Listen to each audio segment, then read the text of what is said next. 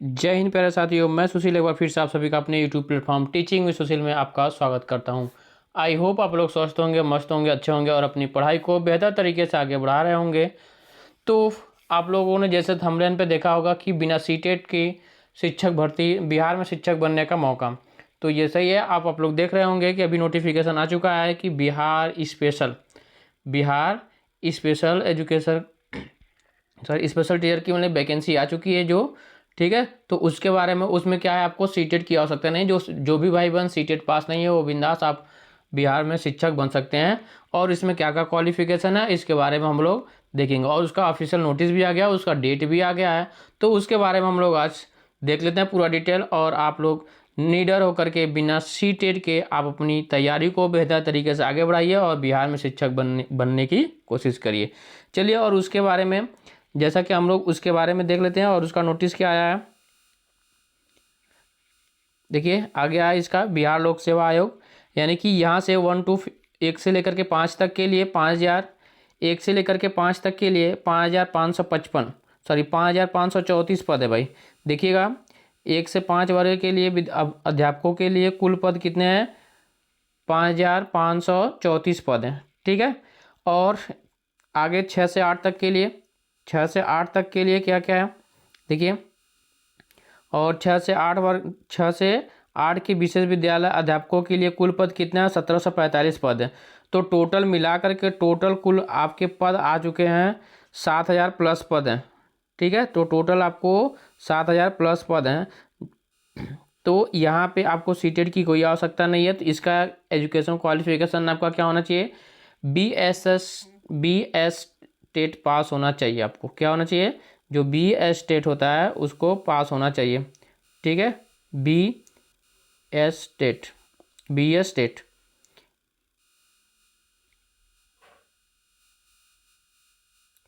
ठीक है, ये पास होना चाहिए ये। और इसमें सीटेट की कोई आवश्यकता नहीं है। और क्लास 1 टू 5 के लिए, 1 टू 5 के लिए यानी 1 से 5 तक के लिए, यानी जो पीआरटी है 1 से 5 के लिए पेपर 1 यानी कि बी एस स्टेट का पेपर 1 आपको पास होना पड़ेगा, पेपर 1 पास होना चाहिए। और उसमें इसका जो होता है 12th में 50% होना चाहिए। कितना होना चाहिए 12th में, 50%। क्लास 12th में कितना होना चाहिए भैया, 50% होना चाहिए। डीएलएड या बीएलएड स्पेशल होना चाहिए, ठीक है। और 6 से 8 तक के लिए आप लोग 6 से 8 तक के लिए क्या होना चाहिए, बैचलर डिग्री होना चाहिए। एंड बीए, और क्या होना चाहिए आपको, बीएड इन स्पेशल एजुकेशन के लिए होना चाहिए। और इसका एज लिमिट जो होता है आपका 18 से 40 वर्ष होता है। कितना, 18 से 40 वर्ष है। तो इसका नोटिफिकेशन आ गया है और इसका डेट भी फिक्स हो गया है, कितने तारीख से भरा जाएगा। तो इसके बारे में हम लोग आगे देख लेते हैं, ठीक है। तो आइए देखते हैं हम लोग इसका पूरा फुल नोटिफिकेशन। देख रहे हैं यहाँ से आप लोगों को, ठीक है भाई। तो यहाँ से देखिएगा, करा कि प्रारंभिक विद्यालय के विशेष शिक्षक के मूल कोटि एवं स्नातक कोटि के पदों की रोस्टर विवरण आयोग के वेबसाइट www.bpsc.bihar.government.in पर उपलब्ध है। यानी कि ये पूरा नोटिफिकेशन मैं आप लोगों को अपने टेलीग्राम टीचिंग विद सुशील पे अपलोड कर दिया हूँ, और वहाँ से जा करके आप ले सकते हैं और इसको अच्छे से अध्ययन पढ़ करके समझ सकते हैं। चलिए, तो फिर आ जाते हैं यहाँ से आगे देख लेते हैं। अब यहाँ से देखिए यही चीज़ दिया हुआ है, करा कि भारत का नागरिक होना चाहिए, ठीक है। जो एलिजिबिलिटी है आपकी, अर्हता क्या है, आपका भारत का नागरिक होना चाहिए। विशेष विद्यालय अध्यापक के लिए अर्हता भारतीय पुनर्वास परिषद के अनुरूप अनुमान्य होगा। और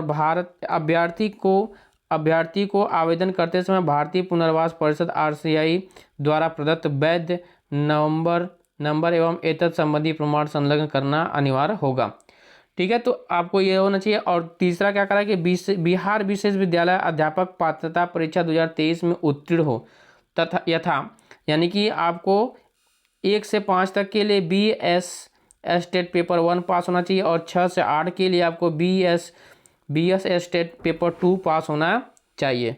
विशेष विद्यालय अध्यापक के लिए अर्हता विभागीय अधिसूचना संख्या 916 दिनांक 19/5/2023 के अनुरूप अनुमान्य होगा, जो संप्रति निम्नवत है।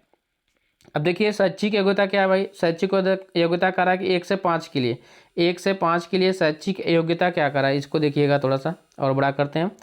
देखिए करा कि शैक्षिक होता है न्यूनतम 50 अंकों के साथ उच्चतर माध्यमिक विद्यालय अथवा इसके समकक्ष, यानी कि आपको 12वीं में 50% के साथ पास होना चाहिए। अगला क्या कह रहा है कि भारतीय पुनर्वास परिषद के मान्यता प्राप्त संस्थान से किस विशेष शिक्षा में डीएलएड के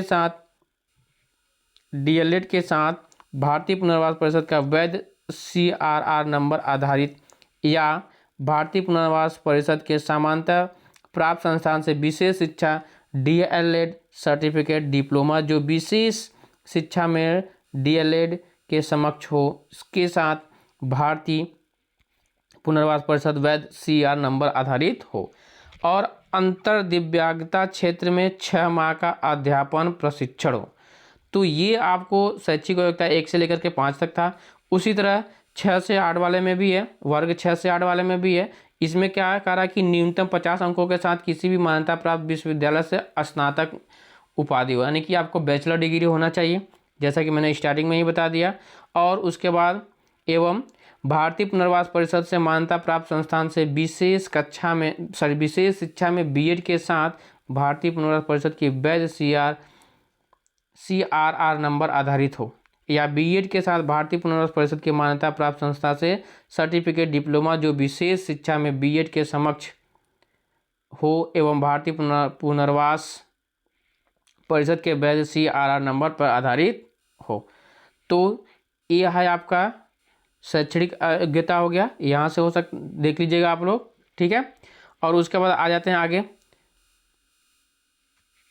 और आयु सीमा देख लीजिएगा। करा कि आयु सीमा क्या होना चाहिए, सभी वर्ग के विशेष विद्यालय अध्यापक हेतु दिनांक 1/8/2025 को न्यूनतम आयु कितना होना चाहिए 18 वर्ष तथा अधिकतम आयु 1/8/2023 को अनारक्षित पुरुष 37 वर्ष, पिछड़ा वर्ग, अत्यंत पिछड़ा वर्ग पुरुष एवं महिला यानी कि अनारक्षित महिला 40 वर्ष एवं अनुसूचित जनजाति पुरुष एवं महिला 42 वर्ष का होना चाहिए, ठीक है। और सेवानिवृत्त जो होते हैं उनके लिए 60 वर्ष निर्धारित है। चलिए, तो आपका आयु सीमा भी मिल गया।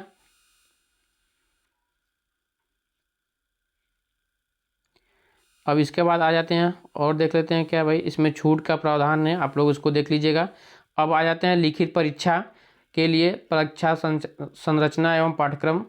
अब देखिए इसका जो होता है 1 से 5 तक। अब इसमें 2 भाग हैं, पहले भाग में 30 क्वेश्चन, दूसरे भाग में 120 क्वेश्चन, कुल मिलाकर के आपको 50 क्वेश्चन होंगे, 2.5 घंटे का समय होगा। 2.5 घंटे का आपका समय होगा, 150 क्वेश्चन, 150 अंक का होगा। और ये भी बता दें आपको इसमें माइनस मार्किंग नहीं है।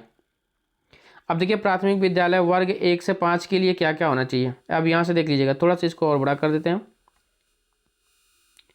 देखिए कह रहा कि प्राथमिक विद्यालय वर्ग 1 से 5 के लिए यह पत्र 2 भागों में होगा।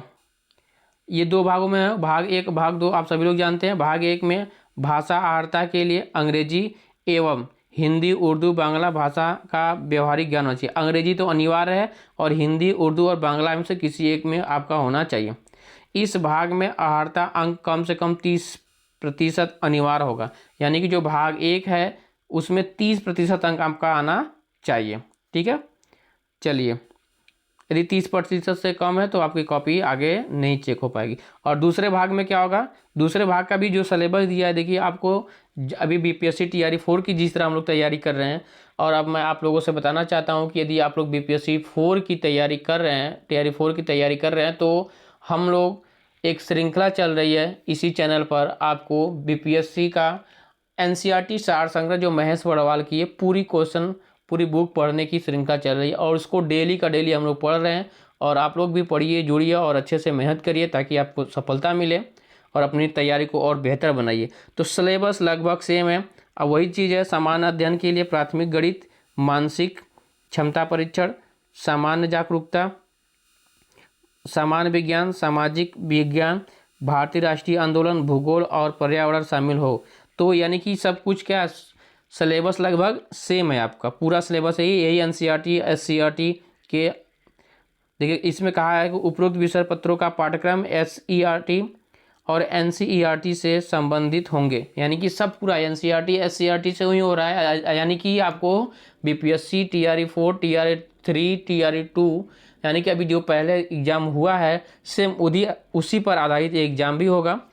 तो यहाँ से आप लोग इस सिलेबस को भी देख लेते हैं। चलिए आ जाते हैं आगे।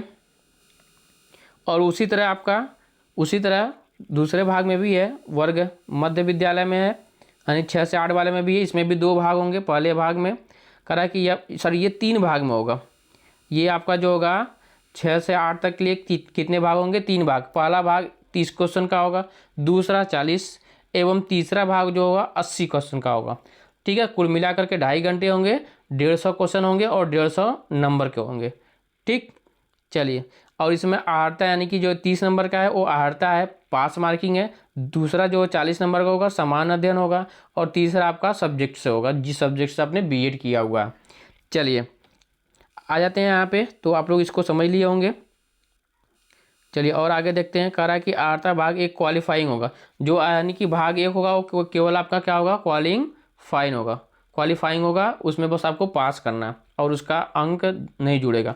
और देखिए यहाँ पे दिया हुआ साफ साफ कह रहा है कि गलत उत्तर के लिए ऋणात्मक अंक नहीं होगा, यानी कि आपको माइनस मार्किंग नहीं है। तो कोशिश करिएगा अच्छे से अच्छे क्वेश्चन करिए। ठीक है, तो यहाँ से आपका दिया हुआ, इसको आप लोग देख लीजिएगा। चलिए आ जाते हैं। तो यहाँ तक ये पूरा आपका नॉलेज था और इसको आप लोग एक बार पढ़ लीजिएगा अच्छे से और अपनी तैयारी को शुरू कर दीजिए। और इसका डेट भी दिया हुआ है कब से ये फॉर्म भरा जाएगा भाई, इसका डेट भी तो है। 1 मिनट।